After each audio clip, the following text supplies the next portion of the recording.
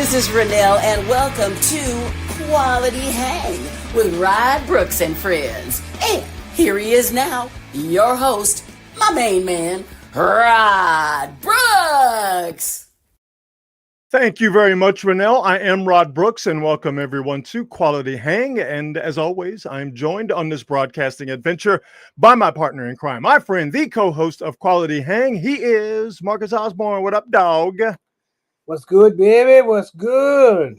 Oh man, it is all good. We are in the comfortable bosom of football season. You know, we had a really good college football Saturday. Yeah. We had a good NFL week 2. We have 2 Monday night football games on tonight. Yes. We're in the sweet spot, baby. So even though my Texans deserve to lose a game that they lost tonight, it's all good, baby. It's football season. I can't complain. Was it a bad loss? Was it a bad loss? Yes, because they had a 5-point lead with less than 2 minutes to go. Those are the ones. And Tampa had 3 timeouts. But again, the Texans, they didn't deserve to win that game. Nobody wants to hear me bitch about my football team. You want to hear me talk about your favorite football teams. But I'll say this much. The Niners see the Texans and the Buccaneers on the schedule later this season, with the Buccaneers coming up first. And that's the game where they're expecting Brandon Ayuk and George Kittle to be back along with Brock Purdy. Tampa has got to be better, or the Niners going to get them. And the Texans, for sure, cannot stop the run, cannot run the ball. So I would think that they are squarely in the Niners' crosshairs, but neither here nor there. Like I said, we are in the comfortable bosom of football season. And even if your team found a way to feed defeat right into the mouth of a ravenous beast, it's still football season, baby. So ain't nothing wrong with that. Before we get started in earnest, as we always do, we thank our presenting sponsor, the fine folks at Hop Monk Taverns. 3 locations to choose from: Sonoma, Sebastopol, and in Novato. Check them out online at hopmonk.com to see what they have going on as far as the live music, live entertainment is concerned. At all 3 venues, you will get a diverse array of entertainment options. And again, all 3 Hop Monk venues in Sonoma, Sebastopol, and in Novato. You will get touring acts from around the country. You will get something as cool as, let's say you're into country line dancing. There's open mic night, open mic comedy night. There is trivia nights. Whatever you are into, you can find it at Hop Monk, and it's also a great place. And this is why I love Hop Monk as far as the live entertainment is concerned. Local artists have a place to play in all 3 venues. So check them out online at hopmonk.com and definitely stop by. You won't be disappointed with the food. It's fantastic from a diverse menu, and the craft beer selection is awesome as well. And again, we thank Dean and the folks at Hop Monk for their continued support. They have been with us from the beginning, and we absolutely appreciate that. Let me give Marcus a couple of updates here before we get into the show. We'll start with the NFL. 2 Monday night games tonight. If you are unaware, if you are watching us and watching the game at the same time, the Raiders and the Chargers, we sure do appreciate that. 8:18 left to go in the second quarter. Chargers up 10-6. And Marcus, you're a man who's very wise, and with that intelligence comes caution. You're not like me, right? I'm like a Labrador retriever. I see something I think is cool, I'm like, and I slobber all over it, right? You are just like, nah, I'm gonna wait and see. And I was telling you, your boy Geno Smith with your now Las Vegas Raiders, I'm like, you're gonna like Geno, man. You're gonna like Geno. What did Geno do? First play from scrimmage, he threw an interception. So your sort of hands-off, cautious approach, it's warranted. I listen. Geno Smith has come a long way. Those first few years, if you didn't think that dude was going to be out of the league those first 3 years, you were far more generous than most of us, because I was like, there ain't no way this dude gonna ever be able to play long term in the NFL. But here we are 10 years later, guy's still there, He's a solid quarterback. Yep. My feeling about him and most of the games I've ever seen him play is he's inevitably going to make 2 mistakes. Yeah, that's going to cost you. He's like Steve DeBerg. He's good enough to get you beat. And he holds the ball forever. I'm like, okay, dude, you should take it away. So I haven't seen this game at all yet, other than trying to find out if Khalil Mack broke his arm. But I saw some of the game last week, and I was like, yeah, this is probably as good as this dude can play. He's better than what you've had, but he is good enough to get you beat. He was a good quarterback in college, though. He was a good quarterback at West Virginia. So getting to the league and getting to who did he start with? The Giants, if I'm remembering correct. Jets. Was it the Jets? The Jets. Thank you very much. Yeah. Hey, man, listen, we've seen it. The Jets and the Browns, those are places you go, and they are going to they are soul suckers. Okay.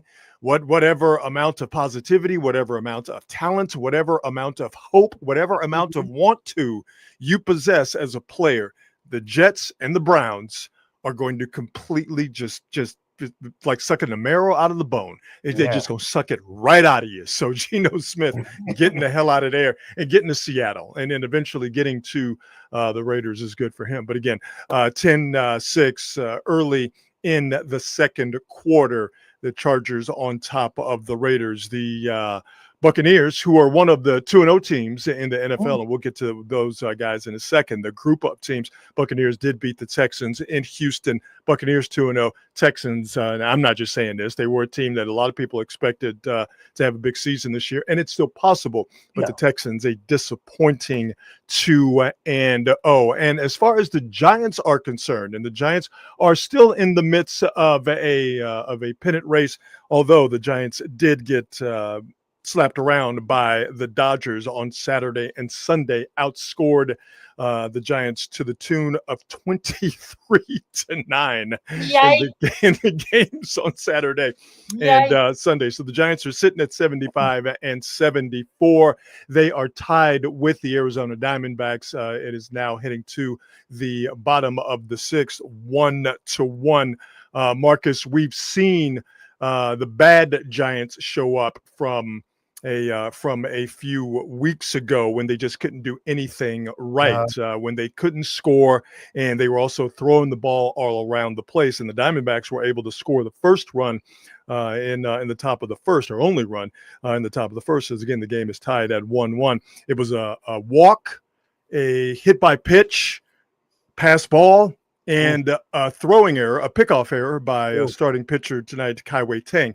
That's how the Diamondbacks scored their first and so far only run. But Casey Schmidt, who has been on a tear lately, Casey Schmidt was able to tie it with a solo home run in the top of the third, and it has been 1-1 ever since. So we'll keep you updated on that, and also keep you updated on what their top prospect, Bryce Eldridge, has been able to do in his first 2 major league at bats, as the Giants felt the need to bring up their their biggest prospect in a long time. And I say that not because he's just he's a stud baseball player, still unproven, of course, in Major League Baseball, but he's a big dude, big boy, 6'7" is how big Bryce Eldridge is. So he's literally the Giants' biggest prospect in a long time. This would be interesting because I'm not sure I've ever seen a big tall hitter do that well. Am I missing somebody? No, you're not. 7 seems to be like, after about 6'5", I feel like there's diminishing returns on tall position players. Exactly. Baseball is not a sport for us long-limbed, gangly people.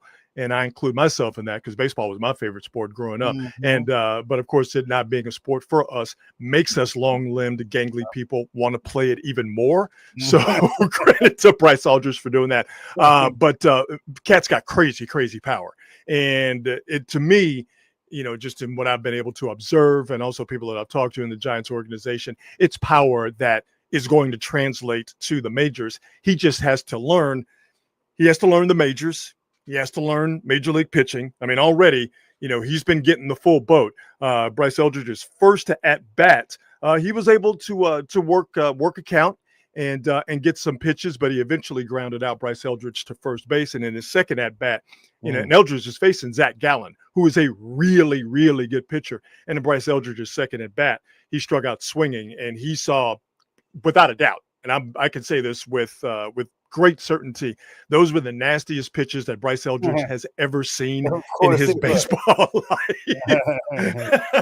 and it looked like it. So Bryce Eldridge has to learn how to hit, but when he gets a hold of one, it's going to go. And another issue with Bryce Eldridge, and it's not that big of a deal right now because of the DH in the National League. Thankfully, I've always been an advocate for that, so I'm glad that you have it in both leagues. Bryce Eldridge can just concentrate on hitting. The interesting thing about Bryce Eldridge, and I've talked to people in the Giants organization about this, is they're literally in the process of teaching him how to play first base. He doesn't have a position. Yeah. And so now Rafael Devers obviously is playing first base. He's not going to usurp Devers at first because number one, Devers is a much better defensive first baseman. Obviously, he's a much better hitter. And you're not going to put Devers at third because Matt Chapman is there doing it at a Gold Glove level. But part of Bryce Eldridge getting in the majors and staying in the majors, yes, it's his bat. But he's going to have to eventually play a position. And the Giants have been sort of speed running him in terms of trying to get him to learn how to play first base on a competent level. Forget about trying to do it at a spectacular level. Yeah, man. I mean, I only hope that this thing goes on and we go play the string out, take it to the very last game. I would hate for them to see it all fall apart the last couple of weeks. It would really be sad, man. Well, we were on the air when this happened, but the movement to get Bryce Eldridge in the mix for the Giants all happened on Friday night when Dominic Smith injured his hamstring, stretching out for a ball in the one game that the Giants won over the weekend. Pardon me, against the Dodgers. Once Dominic Smith was ruled out for however long he's going to be out with a hamstring injury, you're more than likely talking about from now until the end of the regular season. The Giants needed another bat. They needed a bat off the bench. And Buster Posey is kind of pushing the chips in the middle of the table, saying we're not going to be like, well, we shouldn't bring the kid up because this, that, and the third. You got to, and that's the player in Buster Posey. He understands it. He can read the game and he can read the clubhouse. And he looked at Saturday and Sunday where the Giants were listless and not doing much offensively, and he said, I got to give these guys a spark. In comes Bryce Eldridge, and we'll see if it works. Yeah, and I kind of hope that it's always weird to put these guys in this time of the year because it's either saying, you know what, season's over, we're not going to do anything, we're just going to throw this guy out there, or as you said, it could be a search for a spark. So we'll see how this thing plays out, man. Yeah. It's a smart move, and it's a move worth doing. The snark in me when I heard the news said, well, he can't pitch because that's the Giants' problem to me anyway. But there's no sense in if you have multiple problems and you have a chance to address one of the problems you have, and for the Giants, it was needing another bat off the bench, needing some pop, needing a spark to try and lean to the tape and get across the finish line in one of those 3 wild card spots. It was worth doing. So the Giants. Go ahead. I'm sorry. You would know better than I. Are there any pitching prospects that they're looking at right now? No. What the Giants have is what they have. You can't. That's rough, dude. Yeah, there's no one to bring up to start. And obviously you can't trade. We're past the trade deadline. There is no magic pitching bullet. What the Giants have is what they have. And what was disappointing about the weekend for the Giants is Saturday and Sunday, you had your 2 best pitchers. Webb and Ray. And Webb and Ray were not as effective. I'm going to be kind when I say this. Not as effective as you needed them to be, to the tune of the Dodgers. And I'm not putting all 23 runs, obviously, on Webb and Ray, but a good number of those 23 runs came because of Webb and Ray not being as effective as you needed them to be. So it's Webb, it's Ray, it's Kai-Wei Tang on the mound tonight, and give Kai-Wei Tang a lot of credit. He only gave up that 1 run, and it was unearned. It was walk, hit by pitch, the error, and a pass ball and the throwing error. So, he's doing his job, but they still need a little bit more. And so you got Verlander coming in. I think they're done with Carson Whisenhunt. Matter of fact, if I'm remembering correctly, he might even be on the injured list. But as it stands right now, pitching wise, they got what they got: Webb, Ray, Tang, and Verlander. Go get them. Those are your four.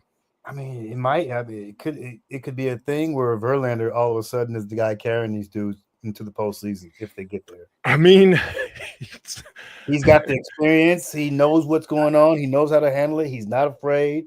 He clearly knows how to be clutch. So, I mean, he's pitched well in his last half dozen outings, and if we're just going by results from over the weekend against the Dodgers, Justin Verlander was clearly the Giants' best starting pitcher. So, these things tend to take care of themselves, or these answers tend to take care of themselves. So there's a Giants update. If anything of note happens, scoring on either side, hopefully for the Giants, we will pass it along. But as it stands right now, Joel Peguero's in a bit of a pickle. The Diamondbacks got a little something happening here. Runners on first and second, no outs in the bottom of the sixth. Boy. So it's getting a little dicey. We'll keep you updated on what's happening. These are the ones they have to win. These are the ones you have to win. They're going to see the Dodgers 4 more times after these 3 games in Arizona. So the Giants definitely need to get back on the winning track, and getting 2 out of the 3 in Arizona. I don't know if it's a must, because again, the Mets are Metsing. The Mets are off tonight, and the Mets have 3 in San Diego, and the Giants are a game and a half back in the standings, 2.5 back with the Mets having the wild card. So the Mets have won a couple in a row, or I think 2 out of 3. I'm not sure exactly, but the Giants are still in striking distance. But you can't keep waiting for the Mets to come back to you as they have. The Giants are going to still have to go forward, as they had, to get it to within a game and a half, 2.5 with the wild card. So getting at least 2 out of 3 in Arizona, I think, is a necessity now. Bases loaded with no outs. Let's move on to football, shall we? And get into the San Francisco 49ers, who are one of the 2-0 teams in the league. You got the Colts, you have the Bills, Eagles, Packers, Bucks, Rams, and the Arizona Cardinals, who the Niners will see coming up this weekend. Those are the teams that are 2-0. Niners going into New Orleans and beating the Saints, and doing it with Mac Jones. Who? Mac Jones.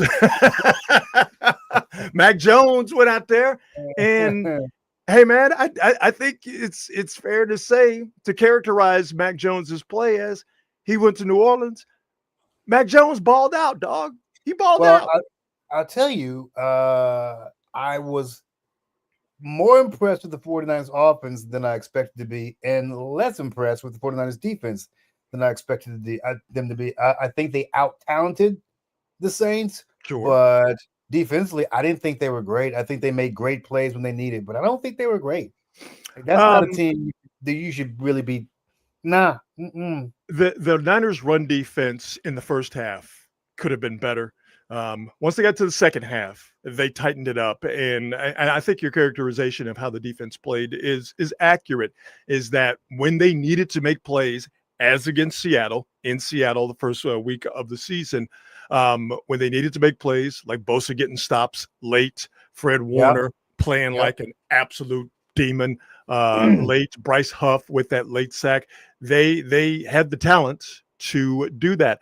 I do, however, think that, the Niners defense, and I've said this time and time again on the show, my biggest concern about the Niners going into the season was, how long would it take for guys not named Warner, Bosa, and Lenore to be a part of the progress of this team?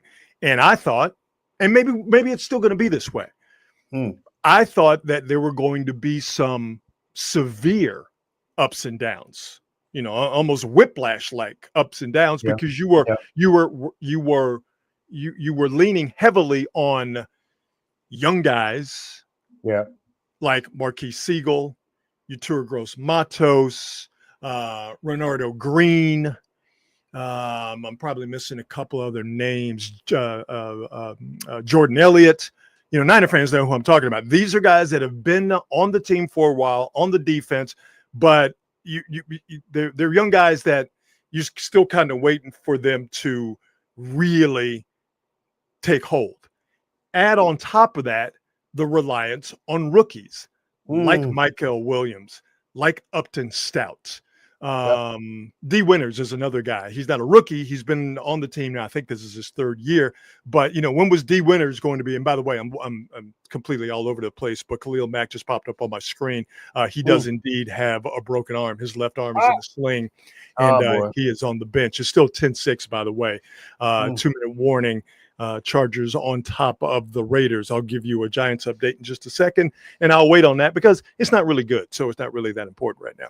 But so I wondered how long it would take. Chargers just scored 16-6 now. I wondered how long it would take for the other guys on the Niners, to use a catch-all term, how long it would take for them to be a positive part of this offense. After 2 weeks, first 2 weeks of the season, I have been very impressed with all of those young guys, particularly the rookies that have been able to come along, and I haven't seen any of those severe, good and bad plays. Everything has been steady. I've seen it after 2 weeks, but I've seen a steady growth in terms of individual players like Michael Williams from week 1 to what I saw yesterday in New Orleans. I mean, the growth just from 7 days, 6-7 days is impressive. So I say all that to say this, is that, yes, I do think that in the first half, the Niners defensively left a little meat on the bone. But for the second week in a row, on the road, you get to winning time where plays need to be made. You have guys making plays not named Bosa and Warner and Lenore. But you also, when it's time for Bosa and Warner in particular, and then Huff came in, as I mentioned, to make that sack late to salt the game away in New Orleans, when you need your best players, your all-pros, future Hall of Famers to make a play, they're doing it. So if you have a defense where you got guys you can count on, like Bosa and Warner and Lenore, and then you got other guys sprinkling in to make plays over the course of a 60-minute game, I think this Niner defense, man, is 5 steps ahead of where I thought they would be at this point in the season. I think they've exceeded their own expectations for this point in the season, and I think they're only going to get better. I am extremely high on these guys, without a doubt. Yeah, I think that would be a fair expectation for them to continue to improve. I actually have not been as impressed as I thought I'd be with the 49ers defense, but mainly I think it's because of the competition that they're playing. I expect them to be a little more dominant against these particular teams. However, when you got a rivalry game and then you got a game in New Orleans where sometimes cats get that New Orleans flu and things can go wrong. Things can go wrong out there in the middle of the night on Bourbon. So, Miami and New Orleans have taken down some of the greats. Yeah. I mean, listen, they're stacking wins, and their young guys are stacking good days, good performances. This weekend against Arizona is going to be tough, and we'll get into the matchup, Wednesday and particularly on Friday. But right now, 2-0 and some surprises from young guys, and to do what they did yesterday offensively with a backup quarterback where, hey, man, I thought that with the Saints allowing 147 yards, if I'm remembering correctly, to Arizona in week 1 on the ground, I thought, well, this is perfect for the Niners to go in there, manage the game with Mac Jones, and run the ball with Christian McCaffrey, particularly, obviously, and Brian Robinson, and play defense, get out of there with a low-scoring game. And if it's got to be a close win, fine. But a win is a win. Yeah. So then what happens? They go in there, and Mac Jones throws the ball 39 times. Boy, that is a lot of faith. That's a lot. But like I said, he looked good doing it. He balled out. Yeah, he's a veteran. I mean, honestly, I don't want to get into the quarterback controversy. Don't do it. Don't do it. Don't do it. If Brock Purdy is gone for the next 3-4 weeks, and this kid, don't do it. Good, don't do it. It wouldn't shock me if the Niners go, you know what? We can save a little money. We can move this guy out here. Give it to this kid. Let's move the big contract out. I don't expect it to happen, but it's not beyond the entire realm of possibility. It's beyond the entire realm of possibility. Stop it. Don't do that. You know what? Hang on here. You keep talking. I got something for you real quick. Okay. All right. I want you to say what you said again. Just do it again. Go ahead. Oh, well, that is not out of the realm of possibility that we could be looking at a quarterback controversy, and our boy Brock Purdy could be on the block. I got to hit you with a bra, really. What? Stop. Look for it. Stop. Look for it. He had a lot of confidence in letting him throw it 39 times. That's insane to me. However, the guy is a veteran. It's not like he's new to this. That was his 50th start. Yeah, yes. So he's not a rookie. Let him fling it around if you think you can. I personally would not have, but you know what? Coach Shanahan knows far more than me. Well, listen, 39 times, and it was out of necessity. You know, New Orleans was clearly trying to stop the run. You know, they were loading up the box, they were loading up the fronts. Yeah. They were expecting them to do what I expected them to do, and that's why I am not an offensive coordinator. But I said this on Friday that Kyle Shanahan was very comfortable with Mac Jones. I didn't think he was that comfortable to the tune of throwing it 39 times, but his comfortability, if you will, was rewarded because 39 attempts, 3 touchdowns, no interceptions. Now, he got himself sacked 3 times, and I put all those sacks on Mac Jones for holding the ball. I don't put him on the offensive line, the Niners' offensive line, that I thought played very, very well, especially compared to their Week 1 performance against Seattle. But to throw it that much, and there were no balls. There were no balls that were almost intercepted. Obviously, there were no balls that were intercepted. Kyle Shanahan goes into that game knowing he's got a guy in Mac Jones who's going to do what he asks him to do. He's not going to freelance, which is what Kyle Shanahan absolutely hates out of his quarterback. And he made good, smart decisions. He had touch. The long ball was there. He did everything that he was supposed to do. And, you know, not that I believe that the Niners would ever make a decision about a player's health or availability based on, oh, my God, we got to have him. I don't believe that they would ever rush Brock Purdy back under any circumstances. No. But now, after what just happened in New Orleans, and Arizona's a completely different animal. Okay, Arizona's a better team than New Orleans. But not that the Niners were going to rush Brock Purdy back, but I think they flew back from New Orleans going, okay, let's check on Brock's status. Let's see. If he could play this week, we'll play him because he's their best option to win. But if we don't have to play him, that's cool. We have a guy that we have complete and total confidence in. And it's not just confidence that we know internally. It's confidence that we saw on display in the Superdome yesterday to the tune of 3 touchdowns and no interceptions from Mac Jones. You know, one of the things that's interests me a lot, primarily the last 5 or 6 years, is that the 49ers just have a tough time with quarterbacks who can move. They present a very unique challenge to them because I'm watching Spencer Rattler just like, okay, this dude should not be this much of a problem. No, you're right. There's something about these, not even like a running quarterback, but just guys who can move. They buy time, and suddenly we get discombobulated out there. There were a couple of instances that Spencer Rattler scrambled, ran with the ball, whatever you want to call it, and he broke some tackles. Got some positive yardage. I think I'm going to credit Spencer Rattler with that more than I'm going to ding the Niners defense. Spencer Rattler, I don't want to say he impressed me, but he wasn't nearly as – because I want to be fair to him. You know what? He did impress me. He didn't blow my mind, but he impressed me. There are some guys on this Saints team who have hands like the Venus de Milo. Like that tight end, Johnson, big dude. But you throw it to him 4 times, he's going to drop at least 2 of them. So if he had better weapons and a better team around him, I think Spencer Rattler can be a serviceable quarterback. And he's a guy with some athleticism, and he's not a small guy too. Sure. But to your point, the Niners have trouble. I mean, pretty much all teams have trouble with running quarterbacks, but the Niners in particular have problems with one mobile quarterback. And it's the guy they're going to see this coming up Sunday in Kyler Murray. This game's going to be a lot of fun on Sunday between the Niners and the Cardinals. They don't like each other as no.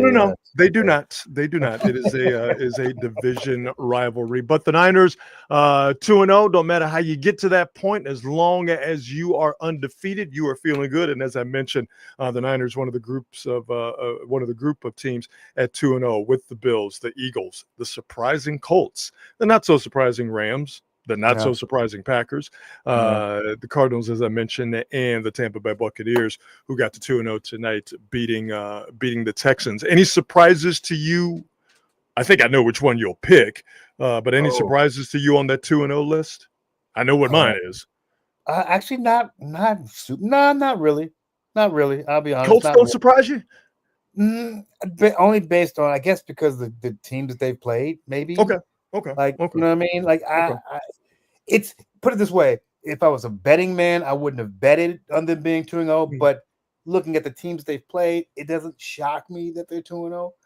I don't feel like they're like beating anybody who's a world beater or anything. So this could be the 2 wins they get the entire year. I did not have Daniel Jones on my quarterback resurrection bingo card. I absolutely did not have it. A lot of quarterback injuries here, and we are just Joe finishing up week 2. Yeah, Joe Burrow's obviously the biggest name on this list. Turf toe, dreaded turf toe. He's gonna have to have surgery. He's going to be out for 3 months at a minimum. So the Bengals season is cooked. Jaden Daniels. Getting a lot of Andrew Luck vibes from Joe Burrow, man. Yeah, a lot of people are saying that. I hope he gets out of Cincinnati before he decides that football is no longer for him. But yeah, the Bengals are just a trash ass organization.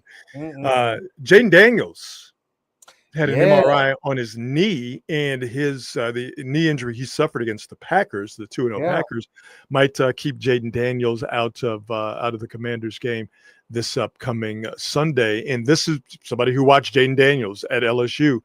He is a talented young dude, but he is light in the cakes. And I saw him half a dozen times running around in college at LSU and just get Peter rolled. Now he gets up, okay? Yeah. He's a tough dude, but you can't keep taking those type of hits. And the way that Jaden Daniels played in college is the way he's playing in the NFL right now. And let me tell you something. That shit has a real short shelf life. That's right. These are grown men out here playing for paychecks, bro. I guess they're playing for paychecks in college. But it's different, though. It's different. It's different. It's different. Justin Fields suffered a concussion. Remember the conversation we were talking about earlier about you go to the Browns or the Jets as a player with talent, a player with any amount of try hard, and that organization will suck it out of you, and not in a good way. Justin Fields trying to, I don't want to say resurrect his career because it hadn't really got off the ground, just trying to get his career started again.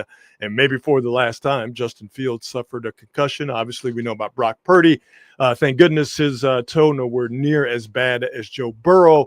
But I would think that Brock Purdy, even Mac Jones's performance notwithstanding, I would think that Brock Purdy is still at least a week or 2 away. And J.J. McCarthy suffered an ankle injury, and he's going to be out multiple weeks. So, to me, this is just football, and I think this is more of coincidental and just the nature of the quarterbacking position beast, if you will.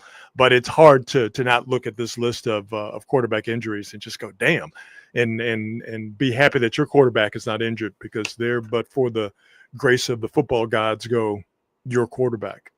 Yeah, I saw a few notable quarterback performances yesterday.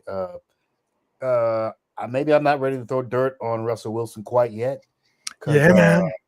Wow. God damn. He ain't lose that game. Put it that way. No. He threw that pick, but he ain't lose that game. No, he was he was the reason that they were in the position to win that game. Yeah, man. Russell Wilson is going to be able to throw a bomb until the day he dies. Yep. He and Aaron Rodgers have the prettiest deep ball. Perfect. I've ever seen. It's perfect. They are perfect. Everything about them is perfect. And it is a lethal weapon, without a doubt. Yeah. Insane. Russell looked really good. I was like shockingly good. Now, not just but moving around in the pocket. Not holding on to it, getting the hell out of there. Very impressive. On the other hand, I will say this though, and everything you said about Russell Wilson, I wholeheartedly agree with. Yeah. I do think we have to add context. And I'm not saying this because I hate him. I do hate him, but what I'm about to say is true. The Cowboys can't stop a nosebleed. So Russell Wilson, running around out there looking like Russell Wilson from 10 years ago. Hey, man, I enjoyed it. That's great. I still want to see old boy play football. But contextually speaking, he was playing against what might be the worst defense in the National Football League. Now, it's still an NFL defense, but out of the 32 teams, that Cowboys one? Dog, they can't stop anybody. Well, I mean, tell me what they do. I don't know, Rod. See? I don't know. I will say I like this kid Neighbors that they got out there, and it looked like they made a concerted effort to get him the ball. I mean, why wouldn't you? And that the week before, it did not seem that way, and people were unhappy. Well, I mean, that's the thing. Make sure you are cognizant of the mistakes you're making and do not make those mistakes again. And you know what also helps? If your quarterback is older and struggling and you want to specifically target one guy in the passing game, you know what helps with that? The Dallas Cowboys being the opponent. Because they ain't got no pass rush. Their best cornerback is injured. It's a clown show. So I can't think of a better situation to get your aging quarterback and your young stud wide receiver going than seeing the Cowboys on the schedule and going, you know what? I think we're going to throw the ball around today, dog. You know who threw, because we're talking about deep ball throwers, just thought about Randall Cunningham. Beautiful deep ball. Beautiful. That thing looked like a punt, too. It looked like a punt whenever he threw it. Aaron Rodgers, can we talk about him? Oh, yeah, absolutely. Down to earth yesterday. Yeah. Well, he saw a better team. That is also that Seahawks squad is they are. I mean, it's early, but I think we can project them to be a team that late in the season you're gonna have a discussion about them being a wild card team. I think the best teams in the NFC West are the Niners and the Rams, but that is a good Seahawks outfit, particularly defensively, their defensive line. For sure. Yeah. Yeah, I'm impressed with them. Not impressed with Aaron Rodgers. It's time for Mike Tomlin to cut bait and get the hell out of there. He's going to have to quit. They're not going to fire him, and I don't think he's going to allow Aaron Rodgers to make him quit. Not going to fire him. So this has been the interesting story for me, was seeing how Aaron Rodgers would mesh with Mike Tomlin, who basically is not playing that shit. So that's what we got to deal with. We'll see how this thing plays out throughout the year. But my gut tells me that at some point there's going to be stories about how they aren't getting along. Oh, yeah. I'm sure that he's going to say something dumb, and Mike Tomlin is going to, because Mike Tomlin, I don't know if he wears his emotions on his sleeve, but Mike Tomlin don't take no shit from nobody. You know where he's coming from. Don't play with Mike Tomlin. Bengals to trade for Cousins. I don't think the Bengals would do that because the Bengals are not serious about winning. Because if the Bengals were serious about winning, you know what they would have done? They would have put a competent offensive line in front of Joe Burrow. They would have done that years ago. If the Bengals were serious about winning, they wouldn't have had that silly ass holdout with Trey Hendrickson. Seriously. Paul Brown Jr. has never, ever been serious about winning. So, Anthony, no, I don't think you're going to trade for Cousins, because that would take some acumen, and it would take some forethought, and that's something I don't think the Bengals possess, because their owner doesn't want them to possess it. Also, yesterday, watching Patrick Mahomes yesterday, that you might be right. Like, that offensive line they're not good. No, their line is not good. No, and he doesn't have any receivers either. I mean, I'm like, this dude is amazing, because he was literally the only thing keeping them in that game yesterday. I kind of forgot how tough he was, because he sounds like a goober. He looks like a goober. He walks funny, and then you watch him play. Oh yeah, this dude is a tough motherfucker. He's tough. Hey man, Pat Mahomes is a stud. Is he annoying? And he's annoying because he's on a team that wins too much. He's annoying because he smartly uses the quarterback favoring rules to his advantage. That pulling up, at the sidelines, that nonsense. He's not doing anything wrong, and that's what you should do. He's smart, he's tough, and he is easily already one of the greatest quarterbacks of all time. Not the greatest, but he is on that list. Okay, I don't think you can get past 5 and not have him in the discussion. He's got to be in that conversation. He is a tough customer, and he's an athlete. He's a much bigger dude than you think he is. I had a chance to see him up close a couple of times, and I was stunned the first time I saw him. Oh, you're not a little guy. He's the thick dude. All right. Yeah. No Diddy. Yeah. No Diddy. He's a thick dude. Okay. I was checking him out. I was checking out his trunk.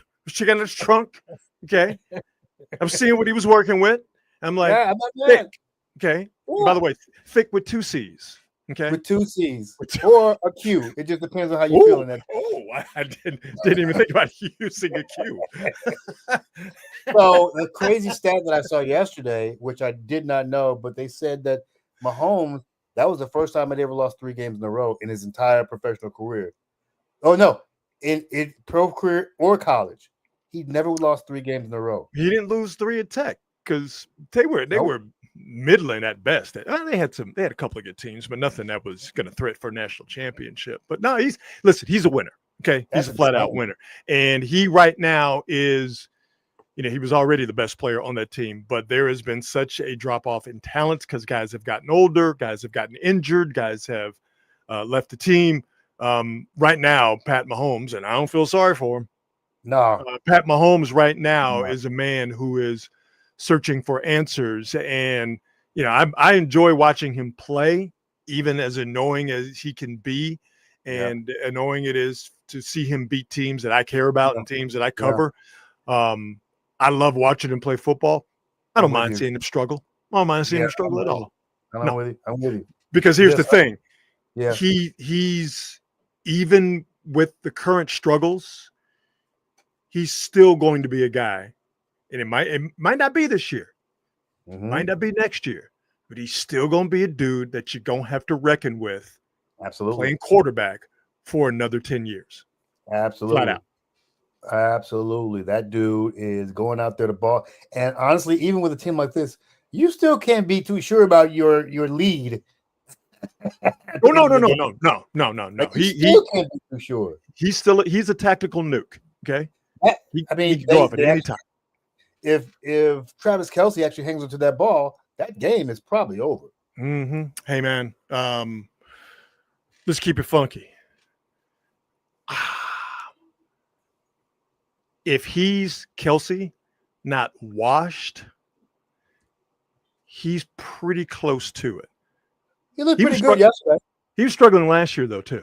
He was struggling last year. The last couple of games. But he's not the uber threat that he was as short as 3 years ago. Like he's prone to make mistakes. He's prone to drop passes. You could clearly see him getting frustrated. He's not as twitchy as he used to be. He was never the biggest or the fastest guy, But again, there's another dude who's a ridiculous athlete. He was very fluid, but when he needed to be twitchy, when he needed to get to from point A to point B quickly, or if he needed to get small, or even if he needed to get big, he was very good at. He doesn't do that anymore. Doesn't do that. He's much easier, Kelsey. He's much easier to cover now than he was, like I said, 2-3 years ago. Plus, it also sucks for him when you're basically the only weapon that anybody's concerned with, because there's nobody else around you at this point. Yes. So we know that you're the safety valve for Pat Mahomes. If you're not there, he's just have to make up some shit. Yeah. So that also kind of conspires to mess with him too. Dom wants to know how many more weeks does Mike McDaniel hold this job down. Woo! He doesn't make it past October. Listen, he might not make it to October. I don't know how itchy of a trigger finger Stephen Ross has, but wow, it went from sugar to shit real quick for Miami. Woo, man, Lord have mercy. They don't look. I mean, they don't look competent. Like they don't look competent. They don't like him at all. They don't like him. They don't like his get down. I don't know what happened. It's weird. It seemed like they all vibe with him. And now all of a sudden they're like, yeah. Well, the internal goings on of the Dolphins, obviously, I don't know anything about. It sure seems like they stopped buying what he was selling, and that happens. When you lose. This is still a league where guys have to be down with whatever the coach is putting out there. They don't have to like him, but they have to believe in what they are being asked to do.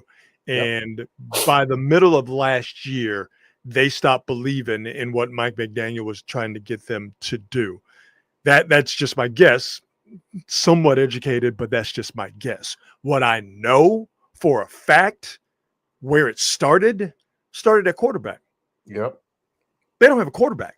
Mm-mm. They don't have a quarterback. And I think to Mike McDaniel's credit, he was able the first year, maybe the first 2 years, but really the first year, if my Miami Dolphins timeline is correct, and it's probably not, he was able to get the best and the most out of a limited quarterback in Tua.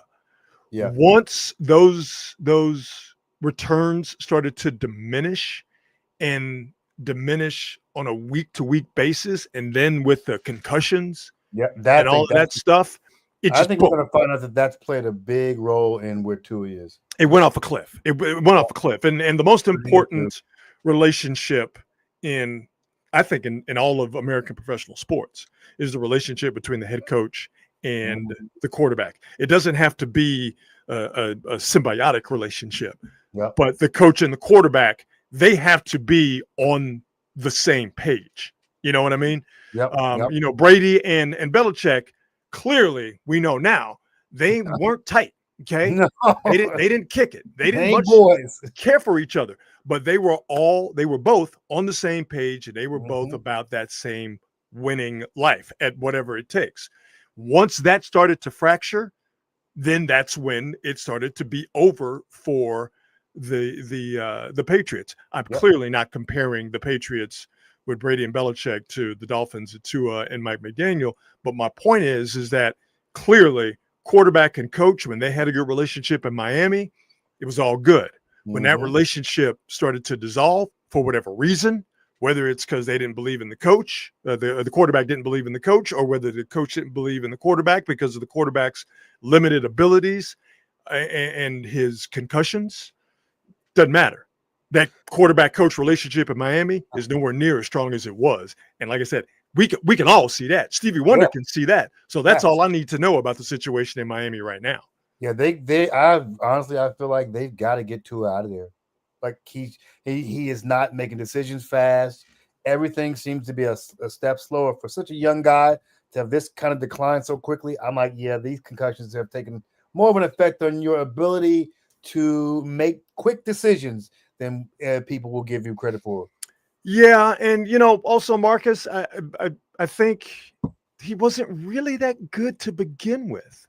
I do think you have to give credit to McDaniel for getting what he got out of Tua. Absolutely. I don't know if anybody else in the league would have been able to do that, quite frankly. Absolutely. Yeah. I just think that he was again able to get away with it. But I think he was sharper. He can make some of the decisions. He could scheme this guy into some big plays. Yes. I don't think you can do that with him anymore. Yeah.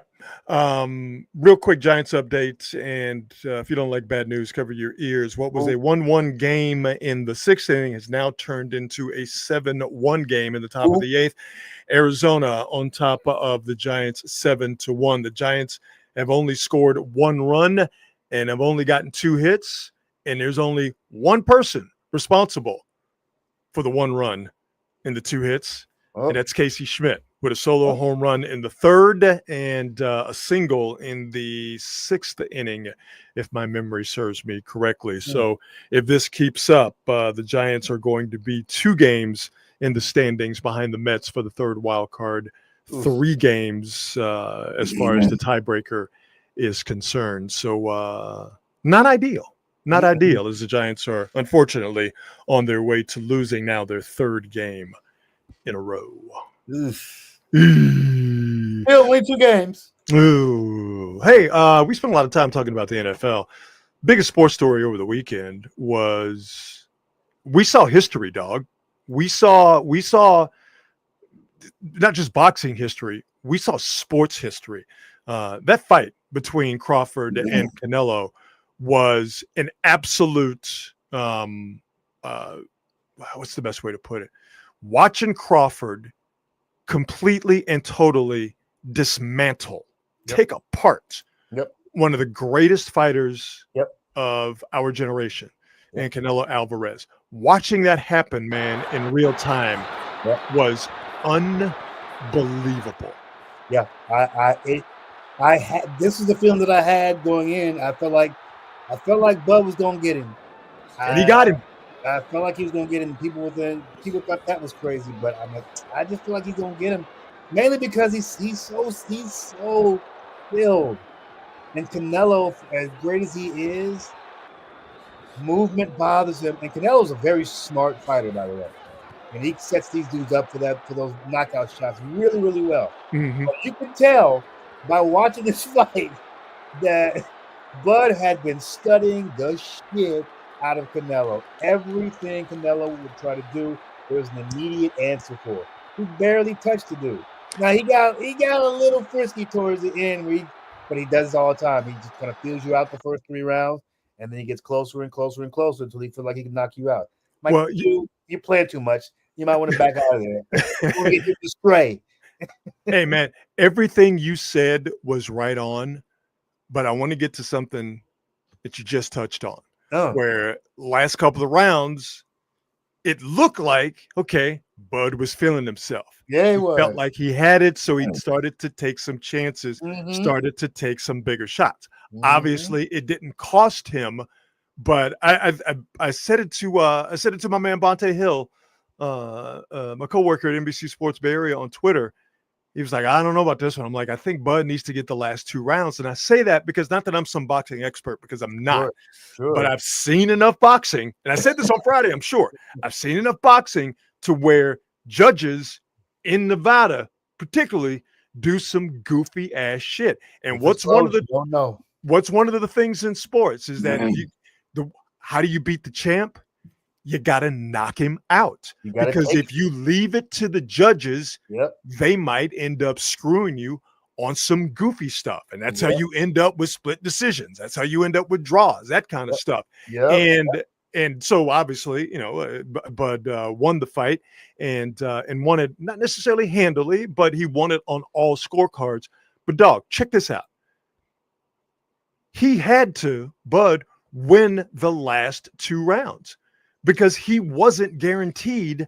I mean, listen, as far as I'm concerned, there's a couple of rounds you could give Canelo in the first 10. But as far as I'm concerned, Bud won the vast majority of them. But he had to win the last couple of rounds on points, because if he didn't, and I think he knew this, not that he knew what was happening on the scorecards, but he obviously understands boxing. Crawford does on a molecular level. That's how you end up beating a guy like Canelo, going up 2 weight classes in the process. I think he knew that he had to take some chances in the last couple of rounds to maybe land that knockout shot, but I think also to show some activity, to show some flourish, so there could be, as close as you can get to, there could be no doubt in the judges' minds that the better fighter over the entire course of the 12-round fight was Terrence Bud Crawford. He had to win those last 2 rounds. I mean, we know that every fighter does it now, but Sugar Ray kind of started this. If you can win that last 30 to 40 seconds of every round, that's probably what's going to stick out the most in the judge's mind. Yes. And the other thing that judges do, which I personally hate, and this is one of the reasons that it gets so wonky, is any close round they give to the champion. Mm-hmm. Mm-hmm. And so that makes it wonky every time. So just like you said, if you want to win, you got to dominate. Got to dominate. That fight was not this close. No. He absolutely dominated. And people are now saying, because of what Crawford did, beating Canelo, one of the greatest of all time, going up a couple of weight classes, and the way he tactically took apart Canelo, and no worse for wear. You know, I've seen a couple of interviews with Crawford, and he's at the Raider game tonight. Yeah, man don't look like he was in a fight with one of the hardest punchers of all time, not wearing sunglasses. You know, normally after a fight, guys will wear sunglasses, right? Because they got touched up in the grill. Crawford's like, "Nah, dog, I'm going out here bald face, baby," because I didn't get touched. But because of Crawford's performance and how technically dominant it was, people are saying that he's one of the greatest American fighters of all time. And when I saw it, immediately I had that reaction, like, "Yo, let's not be the prisoner of the moment." When I think about it, though, like it's not absurd. It's not absurd. Not absurd. It's not absurd. He is he up there with Mayweather? Absolutely. Mayweather would have never taken that fight. Absolutely, he would have taken that fight. Never taken that fight. Is he up there with Sugar Ray? No. No. But is he in that conversation? If we're talking great American fighters, Sugar Ray Leonard is a great American fighter. Yes. When you talk great American fighters, can you say Bud Crawford's name after you said Sugar Ray Leonard's name? I think you can. I mean, here's the thing with Terrence Crawford. This dude never ducked a soul. Nobody. So he didn't have a thick resume because he was ready to fight people when they were in their primes. He wasn't dodging. He wasn't like people hate when I say this about Floyd, but Floyd essentially, after he got the title, after he went up in weight, he was basically fighting dudes way past their prime. He was stat padding. Absolutely. He was trying to preserve that zero. He was 100%. 100%. He fought Pacquiao after Pacquiao got knocked out twice. Come on, what are we talking about here? Yeah. He picked fights that he could win, literally. Shane Mosley was 38 years old. and by the way, still gave him a fight. Young Shane Mosley probably wins. I'm not even bullshit. Young Shane Mosley probably beats Mayweather. Did I go to that fight? I'm looking at my press pass. No, I went to Vargas Mosley. I did not go, and I went to De La Hoya Mayweather. But I did not go to Mosley Mayweather. Oh, I might have gone to Mosley Mayweather. I can't remember, for God's sakes. I probably did it, because if I did, I would have remembered it.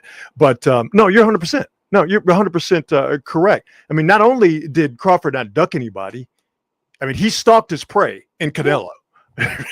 Right? People were ducking him. Let's be honest. Like people were ducking Bud. He went to go get Canelo and gave Canelo. I shouldn't say gave, but as far as the money split was concerned, matter of fact, now there's Crawford on my TV right now, been interviewed at the Raider Charger game.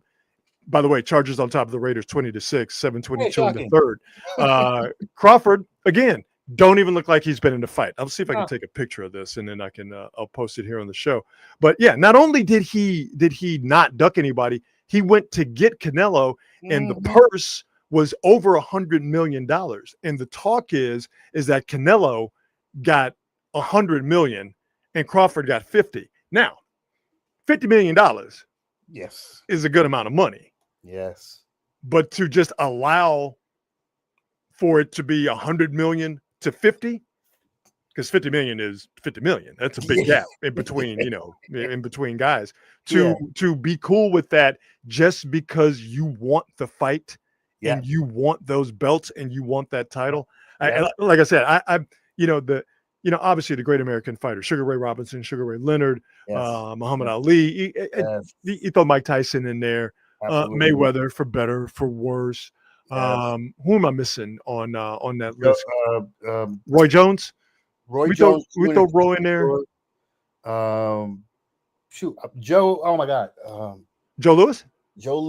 The Must. The Italian guy. LaMotta. Not LaMotta. He held the record before. I forget who you're talking about. But we also forgot Marciano. Rocky Marciano. Thank you. Rocky Marciano is 55 years old. George Foreman. George Foreman's on that list. Foreman's on the list. I think you can say all of those names, and without being a prisoner of the moment, I think you can say all of those names, and you could throw Crawford in there. Yeah. I feel like we you didn't get to Hearns and Hagler. We didn't even get to these dudes. You can. They are on that list. Holyfield, by the way. I think Crawford's on that list too. I really do. I really do. What he pulled off was nothing short of amazing, and just the way that he took apart Canelo, and even Canelo said, and I'm paraphrasing here, but you can find the video. Canelo said he had no answer for him. Nope. Canelo is a great fighter, and he said he had no answers for Terence Crawford. Escobar points out Andre Ward. Andre Ward is one of the great fighters of all time, but we don't talk about him at all. And it's so strange to me. He never got like the press, the hype, but he was quietly, literally one of the best fighters the game has ever seen. Well, two things. He did an unbelievable job on the color commentary on Netflix. So shout out to Oakland's own son of God, Andre Ward. Would it be fair to say, and this is not Andre Ward's fault, but would it be fair to say that he just doesn't have like a signature fight or a signature group of fights? He didn't have a trilogy. You know what I mean? Where he went back and forth with a guy and everybody was paying attention to it. Yeah, and I think part of it, he, for better or worse, he really wasn't a draw. He wasn't a very charismatic fighter. Mm-hmm. That's a huge part of it. Mm-hmm. And let's be honest, dudes would be like, why am I going to fight a dude who could potentially beat me and he's not a draw? So the person's not going to be making no money. Yeah. Yeah. Why am I going to take a chance with my own career by fighting a dude who's better than me? I mean, why am I going to do that? One last thing on the fight, and then we'll move on. If there was ever any doubt, and I'll move these banners here, if there was ever any doubt that we in the United States of America enjoy spectacle more than we enjoy substance, look at these numbers here from Netflix. Greatest fighter of our two of our greatest fighters of our generation engage in an actual real-life boxing match with consequences, okay, with stakes, legitimate stakes, all right? Belts were at stake. Okay, legacies were at stake. 41 million people watched that. A fight where you had a YouTube boy beat up an old man who showed his butt cheeks literally before the fight. Mike Tyson did. 108 million people watched a match that never should have happened. That was an absolute farce and an exhibition. More people watched that than an actual real life match that had two very good boxers fighting for actual titles. Yep. And by the way, I still think Mike Tyson was paid not to beat the dog shit out of Paul. I mean, I would like to believe that. I'm sure there was some stipulation that, hey, let's don't go all out. Don't go all out. It's just an exhibition. and we knew that it wasn't an actual fight. Right. What we were all banking on was Mike Tyson to just lose his shit one last time. Yeah. That's what it is. You're 100% on the money. We were all just like, Mike, we know that you're doing this for the money. And we know that this is a farce. But if we could just get 1986 Mike Tyson for about 5 good seconds and you just drop a real nice combination on him, America would appreciate that. But we never got that from Mike. So, boy, listen, that says everything you need to say right there. You too, boy, Mike, lived. That thing is over within the first 35 seconds. But that's not out of the realm of possibility because Mike was knocking him out like that. The young people will never know. They'll never know Dominance of Mike Tyson. You'll never know. At one point, he was more popular in the world than Michael Jordan. Yep. Y'all don't understand how big Mike Tyson was. There was a time in American history where the name Michael would get people going. Whoa, you talking? Like Biggie said in Victory, Jackson, Jordan, Tyson. There was a time where the name Michael rang absolute bells. Wait. Yes. Shout out Ricky Hatton, R.I.P. Yeah, man. Ricky Hatton died, man. 46 years old. One of the most fun fighters you'll ever see. UK dude, tough as nails. Very, very entertaining fighter. And I had been reading that he was on his way to a comeback.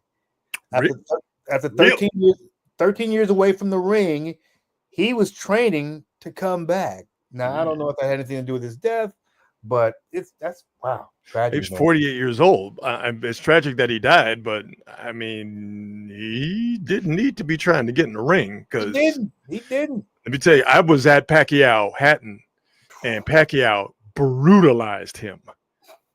Matter of fact, now that I think about it, knocked him out, right? And walking out of the arena, it was at the Mandalay Bay. Walking out of the arena, he was still on the canvas. Not good, bro. Next day at the pool, there's like a pool party. Yeah. Who shows up at the pool party? Ricky Hatton. Got my money. What, you just face down, ass up in the ring after Pacquiao? He woke up and checked that direct deposit. Said, cool. Good God. So yeah, rest in peace, Ricky Hatton, dog. He was, he was about it. He was, wasn't going to miss a payday. Oh man! Do I have that pass up here? I guess I don't have it. I don't see it here. Look around here for a second. Do I see it? Don't see it. I'll see if I can find it here in a second. Let's do some on this date before we get out of here. Score update first. Top 9 Giants in serious trouble. 2 outs. They are down 8-1 to the Arizona Diamondbacks. So the Giants on their way to losing their 3rd in a row and now being 2 games back. 3 games with the tiebreaker of the Mets for the 3rd wild card, and the Raiders are stinking up the joint, headed now to the 4th, 20-6. The Chargers on their way to being the 9th team to start the season 2-0, and that always gives you a leg up percentage-wise on making the playoffs. Let's do on this date, September 15th. On this date, the cinematic classic Up in Smoke premiered in theaters by the 13 or 12 when it came out? Genius comedy duo Cheech and Chong. 1978 Up in Smoke premiered. I was lying. Jeez. Man, to a kid, it's nothing funnier than a Cheech and Chong movie. I didn't understand anything about weed. I mean, I knew I didn't have any personal experience with it, but I knew what it did. Nothing funnier to 10-year-old me than a Cheech and Chong movie. Nothing funnier to adult me than a Cheech and Chong movie. What am I talking about? Yeah. Yeah. Still funny. I mean, who didn't love Cheech and Chong? Who did not Everybody love loved Cheech and Chong? Everybody loved Cheech and Chong. They're the prime Cheech and Chong year. There are about 5 years where they could do no wrong. How many movies they make? 3, 4 of those Up in Smoke movies? Man, do those? Yeah. It was at least 3 that they made, and all of them cinematic classics, for God's sake. So there you go. On this date in 1978, Up in Smoke premiered on this date in 1982. USA Today was I first used to published. love the USA Today. I used to love USA The Today. absolute best. The highlight of my day would be, Man, look, when the USA Today sports section. You want to talk Yeah. about something that these young Thundercats will never know the beauty of. When you got a USA Today sports section, you could hear the angels singing, right? It was the visual print version of ESPN back when ESPN was awesome. amen. Like this thing was, especially as a young guy too. I'm like, oh, it was in color. Oh, And it it was the best. Even the money section was worth reading, and you didn't have any money. The best. Yeah. And USA Today. it's gone now, right? It's Gone, absolutely. It is as dead as Napoleon. Thanks, private equity. Good job. Facts. I mean, the sports section was what was my my jam, and the entertainment section, though. The life section was great. C. Yes, sir. Yeah, section C and section D, right there. So the news was blue, sports was red, the entertainment life was purple, and then money was green. It was perfect. Yep. It was a perfect newspaper, and and this is back when I was traveling a lot. There was nothing better than opening up your hotel room door and there being a USA Today at your hotel room. Yeah, it was the standard for hotels. It was the best thing in the world. It was the standard for hotels. So awesome. Awesome. On this date, 1982, the first national edition of the USA Today was published. And on this date in 1983, Huey Lewis and the News dropped Sports. I'm not mad at that. Third album. Oh my God. Huey Lewis and the News, baby. Man, yeah. So this is the one that had Harder Rock and Roll. I Want a New Drug. This is their banger. This is their best album. Want a New Drug, Harder Rock and Roll, Heart and Soul, and If This Is It. And on radio and on MTV, you could not get away from Huey Lewis and the News. All those songs were catchy. All those songs were good. Sports is a banger. An absolute banger. It, and of course, obviously out here they're beloved. And I think he lost his voice. Like he lost his ability to sing. That's what I heard. Yeah.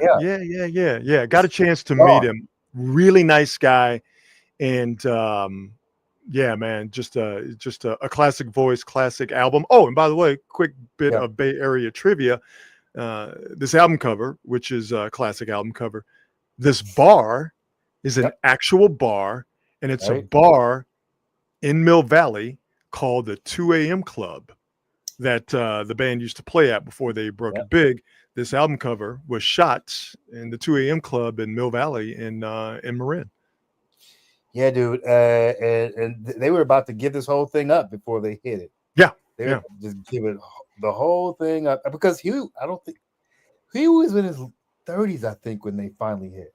No, yeah, he was an older guy. Absolutely. Yeah. It was like Bill Withers was like 32, like that area. It was close to time to get a real job for Huey. Yeah. And then all of a sudden, Sports came out on this date in 1983. So there you go. On this date. The joke was about Huey Lewis because at the time, Huey Lewis was obviously blowing up, but Eddie Money, also a Bay Area guy, was blowing up. And the joke was because Eddie Money was actually a police officer. He was a cop. Eddie Mahoney. Yeah. He was a New York City police officer. Yeah. And then the joke was, wow, Eddie Money is a cop who looks like a rock star, and Huey Lewis is a rock star who looks like a cop.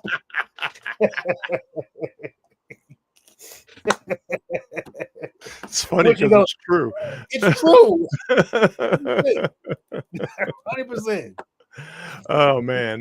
Let's do best thing I saw today before we get out of here. I think sports photography, because we are now such a video society, that sports photography is not as revered as it used to be, and I think it still should be, even though video is always going to take precedence. A really good photograph, especially a really good sports photograph, I think is still valuable media currency, if you No will. doubt about that. No doubt about that. Check out this picture from a recent Padres game. Padres are a good team. They are on their way to the postseason. All right, so this is a great shot, right? You got a happy player in the foreground, and you could see in the background, you could see the assembled throng at Petco Park. You could see them in just ecstasy, right?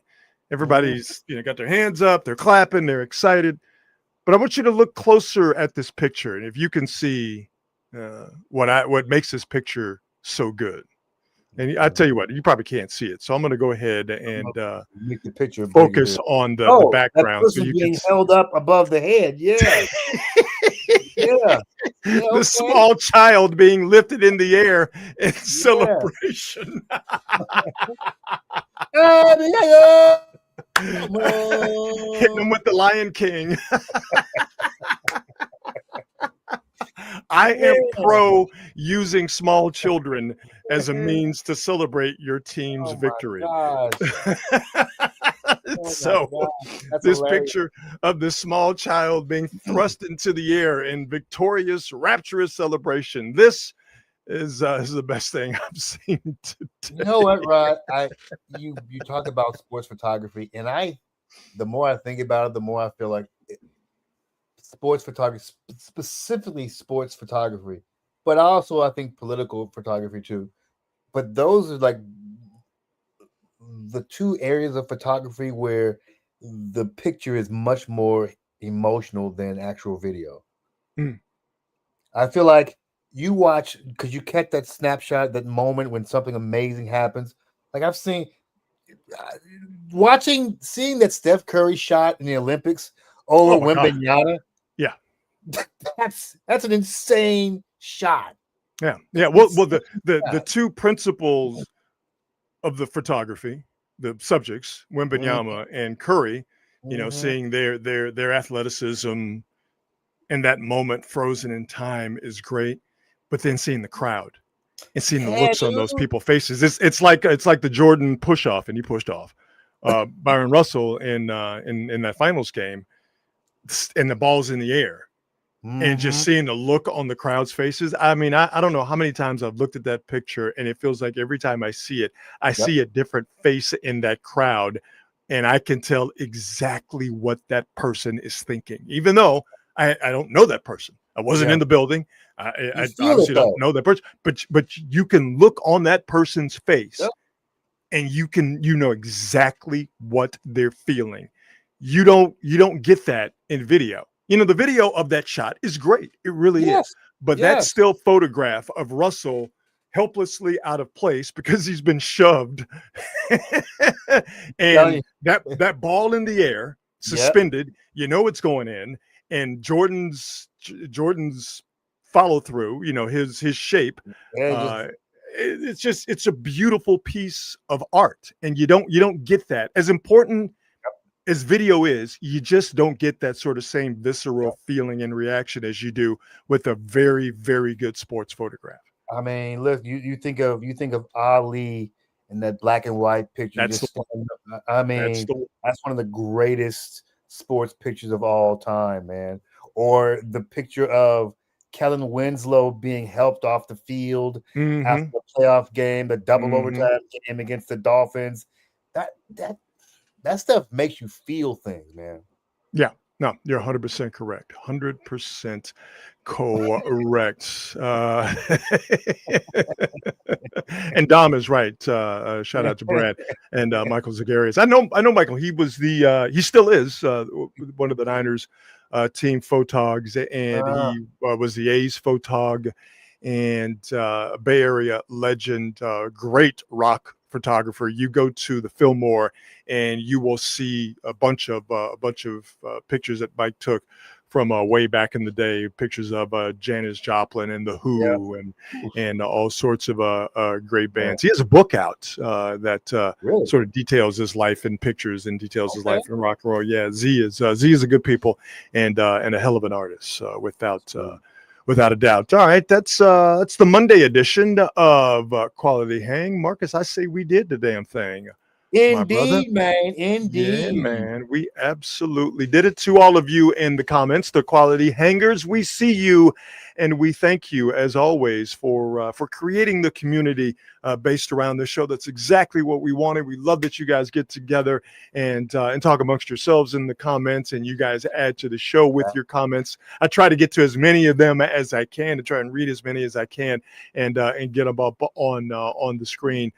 Because you guys add juice and add vibes to the show. So always want to acknowledge you guys in the comments. Thank you so much for being a part of what we want to do here at Quality Hang. As always, we thank our presenting sponsor, the fine folks at Hop Monk Taverns. Make sure you check them out online at hopmonk.com to see what they have coming up live music-wise, and also to see what they have coming up as far as craft beer specials, craft beer selections, and also their great and wonderful diverse menu. All right, Marcus, my man, looks like your Raiders are more likely not going to get it done. Hey, shocking. I know. I can tell that you're absolutely broken up about it. We will be back as we always are on Wednesday at 8:00. So make sure you join us. Have yourselves a fantastic evening. Have yourself a fantastic rest of your week. And as always, be good and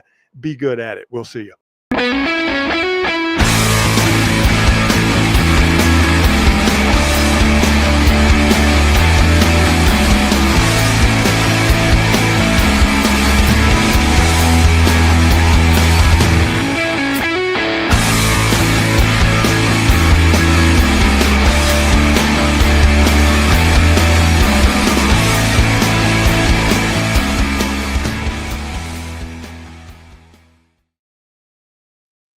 All right, man.